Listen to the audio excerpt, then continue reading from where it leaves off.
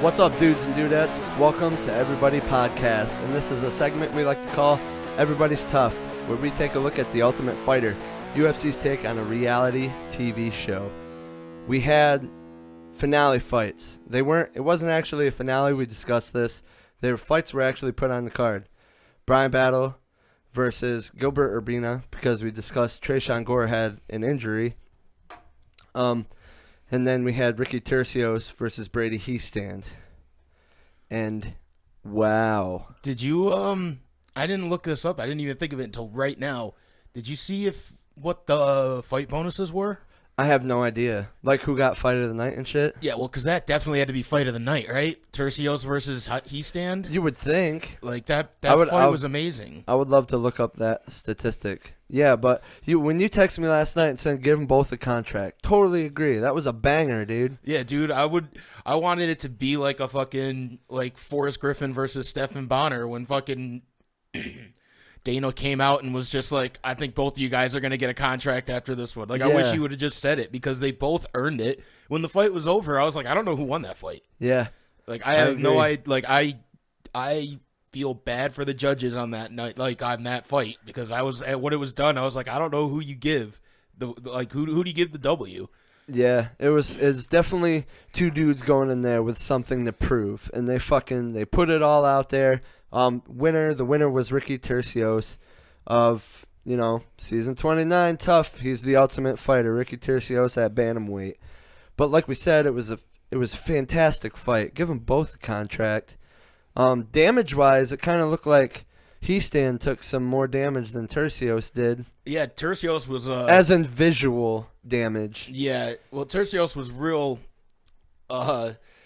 liberal with that fucking elbow, man. Yeah. It was like, he was just constantly throwing elbows. Like when he was on the ground, if he was on the ground, he was throwing elbows and knees when he was in the fucking standing position. Yeah, he was always trying to get. Yeah. Whenever he was in the clinch, he was fucking throwing the elbows. Whether it was, most of them were to the temple. Yeah, he had a cut like right on the side of his eye, right? Yeah. Or was that? Yep. And Battle had a cut at the end of his Battle had a cut. He got hit. Oh, there's another one that we should discuss, obviously. Brian Battle is the Ultimate Fighter for season 29. Middleweight.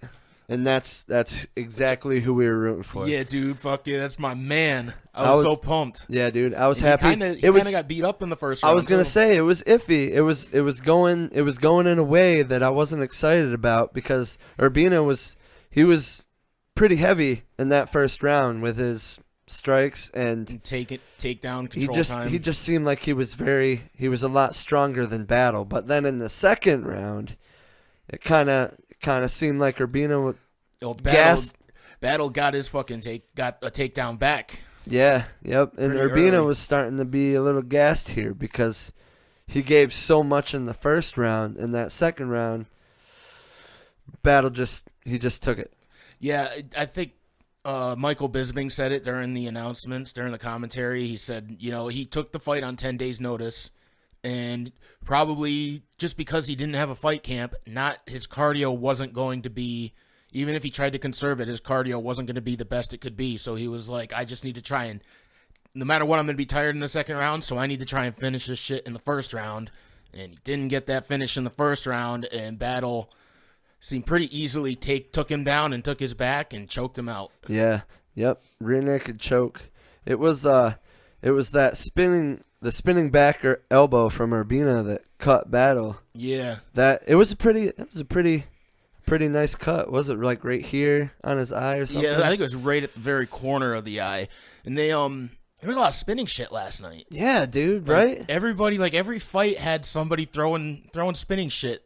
What who was it? One of the earlier fights, it was Alvey versus Alessio.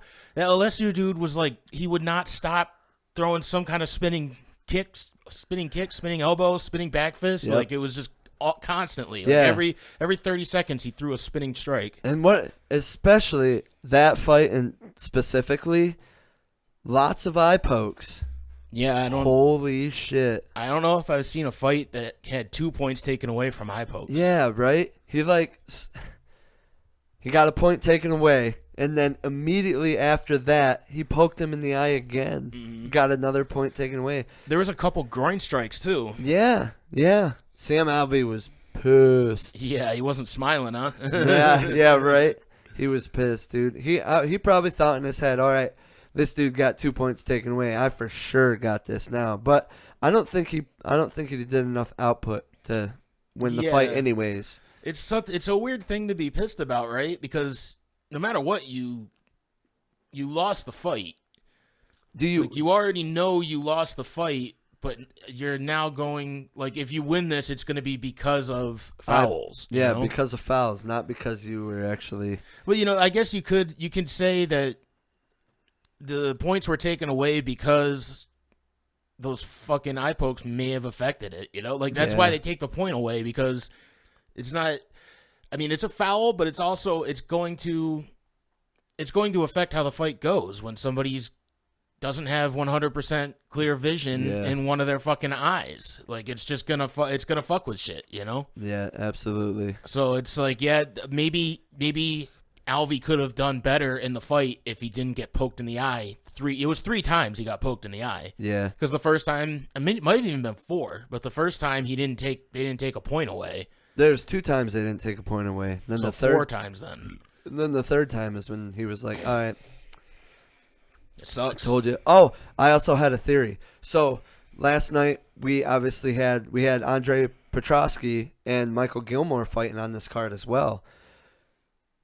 Andre Petrosky won. Now, do you think that Andre is going to fight Tresean Gore? I hope not.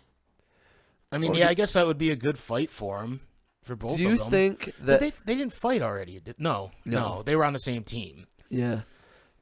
I mean, that's not a bad fight. Yeah. Do you think did they give Petrosky a contract? Well, if you noticed, none of them had contracts last night because none of them were getting sponsorship money. Yeah. They were all wearing fucking their regular TUF shit. Yeah, the TUF shorts. They weren't getting the fucking crypto money from because most of them have that logo, the crypto logo, and they weren't getting Venom money because they weren't wearing Venom trunks. So they might not. I mean, they're definitely gonna give Andre a contract. Yeah, but they must really like that guy, man. They must have really favored that guy. Yeah, they definitely did, and I mean, he showed why last night. Yeah, last night he put on a great. I thought his performance last night was better than the one he had in the house. Yeah, better than both of them that he had in the house. Yeah, I mean, I guess his first one was.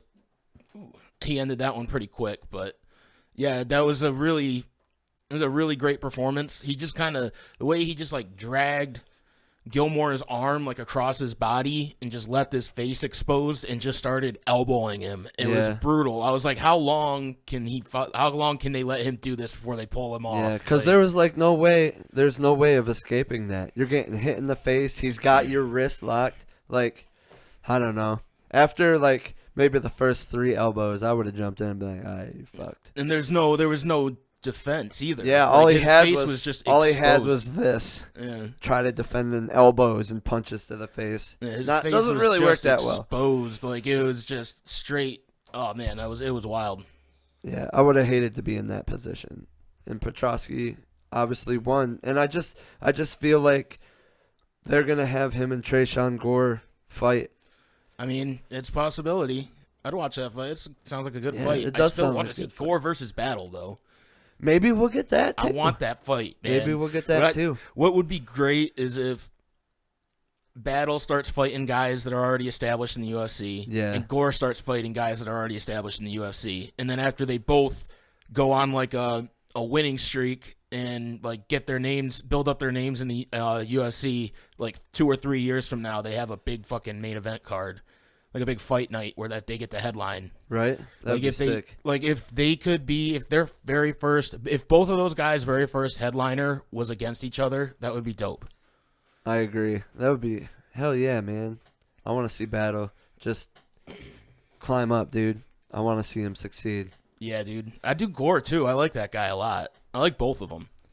Yeah.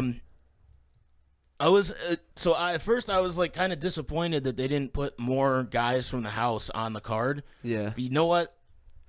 I'm gonna take a guess at what they're gonna fucking do. Probably put a lot of them on the Contender Series. Which is the season 5 is premiering 2 days from now. Yep. So I wouldn't be surprised if a couple of those guys are right on the premiere. Yo, that would be wild. I wouldn't. Who would you want to see on the Contender Series? I want to see more of what Mitch Raposo can do. Yeah, he was in my head. I was thinking that. It would be awesome if they brought back that Miles Hunsinger dude. I feel like they're not gonna though. Oh, because he was kind of a bitch. I mean, I wouldn't say that, but I feel like Dana would say that. Yeah. Like that. Those are not my words. Yeah, because he was technically cleared to fight, but he said no anyways. Yeah, he decided to rehab himself anyway. Like, yeah, better for him himself anyways. But it's a big opportunity to throw away. Yeah, and I wanted to see what he was like. I wanted to see him fight. I suppose I could just go watch old videos, but I wanted to see how he would do.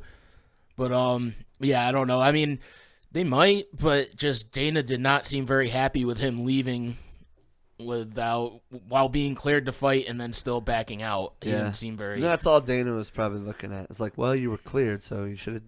This is a golden opportunity. You should have took the fight. Yeah, he's gonna look at it as like, oh, how many times is this guy gonna turn down fights now? You know? Yeah, right. It's like turned down his first one already.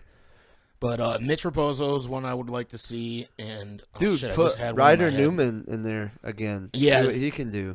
Yeah, I wouldn't mind seeing him give it a shot on the Contender Series. I had another fucking name in my mind, and Murdoch. Murdoch. That's exactly what Vincent Murdoch. I'd like to see him. I want to see him fight more. Yeah, I do too. He did get manhandled by Heastan pretty good, but he was injured. He was the first knockout too. Yeah, that's right. He's fucking leg locked up in this Heastan fight. Yep. And if we can see him at 100%, who knows what he could do? Yeah. He was one of the guys I was rooting for when season 29 first started. I was like, that guy's gonna do good things. Yeah, I had him over Heastan. I didn't think Heastan was gonna be him. Same dude. I assumed he would take Heastan on, but because he's got the experience, he has like 15 fights, and Heastan only had like 6, right? Yeah. I think his 7th was last night. He's a young buck too. Like he's a young dude. Up and coming. 22. Wasn't he the youngest guy in the house? Yeah, he was the youngest guy on the card last night too. Yeah. And he did really well. That fight was fucking amazing. So there you have it. You got Ricky Tercios is now in the UFC, and Brian Battle is now in the UFC. Like, so much good things to come from those guys. Yeah, I'm so excited. Tercios is so much fun to watch. Yeah, dude, because he's a scrapper, man. Even Tony Ferguson tweeted last night and posted a picture on Instagram saying, "Congratulations, kid," and shit like that. Like, you just got praised by one of the greats. Yeah, Bisping was comparing him to Tony Ferguson. You can kind of see the way he attacks from the ground when he's on the bottom, and he still just like attacks, and he just puts on. I guess he's not a real pressure fighter, but the way that he like can fight while backing up and just constantly land strikes while backing up while on the back pedal is pretty. Yeah, dude. Pretty impressive. And even when they were on the ground, their scrambles were fucking fantastic. Yeah, there was no time where both guys weren't fucking just working. Yeah. Like, it was just they were both just putting in work for 15 minutes straight. And like you could tell, even they were both absolutely exhausted, but even after the fight, Ricky Tercios kind of seemed like he could go another round. Yeah, I mean they didn't slow down. Like those fucking last 15 seconds, they were putting on the same amount of pressure that they were in the first 15 seconds. Yeah. They just were fucking going for it, man. And I love seeing that shit. Guys, they have something to prove, and they proved it. I feel like Tercios, he's going to be one of those guys that like everybody's going to want to tune into all of his fights. Yeah. For me, like especially I'll say right now, like anytime he's fighting, I'm making sure I'm watching that fucking absolutely. fight. I know it's going to be it's like a Tony Ferguson or a fucking Max Holloway. He's just he's not going to have bad fights. Yeah, because he's a scrapper. Scrappers are always best fighters, in my opinion. They're fantastic. So he's bantamweight, so who would he fight? Sean O'Malley. That would be dope. Yeah, but he's not. They're not going to put him Oh, Sean no, O'Malley not right away. not yet, but I'm just thinking of fighters that would be a good fight for Ricky Tercios. Him of course. and Sean O'Malley would be a banger of a fight, though. Yeah. Or put him up against that Chris guy that Sean O'Malley fought at this past, or whatever. What the hell is his name? Chris? Oh, I can't even. I The don't guy remember. who just took 300 fucking strikes to the head and face. That was his debut, right? Yeah. Yeah. Yeah. Him and Ricky Tercios would be a good fight. They seem both like they're scrappers. Yeah. Yeah, that would probably be a really fun fight. That guy's already got a... Yeah, I don't... Yeah, man, he got fucked up in that fight. I forgot about that. He did, dude. Like, for some reason, I could only think of the Thomas Almeida fight with Sean O'Malley. Yeah. Because that's the one where he kind of faked the uppercut and then went for the overhand. Yeah. And knocked him out. Yep. Fucking... Well, there you have it. That division's great. Yeah, dude. It's like Yeah, Cheeto dude. Vera's in that fucking division. Yeah, he's fighting. He's fighting Frankie Edgar. Yeah, Frankie Edgar's in that division. Peter Yan and Aljo. It's a good division. Yeah, Sandhagen, dude. Is he a He's a featherweight. Is he a bantamweight? He's bantamweight. Is he? Yeah. Oh, there you go. That's another one. Fuck yeah. All right. Well, that was season 29, all the way up to the finale there. Ricky Tercios is your new bantamweight. Ultimate Fighter. Brian Battle is your middleweight. I'm Chad. This is Cody. Please like, share, subscribe. Show it to your fucking friends, man. Let's get this podcast going. You can find me on Facebook, Twitter, Instagram, TikTok even, ChattyDub420. You can find Cody on Instagram, Scuff the Pothead. We'll catch you guys next time. Be sure to keep a lookout for our rewatches of Season 1. We'll be doing a lot more. Peace out, guys. Peace.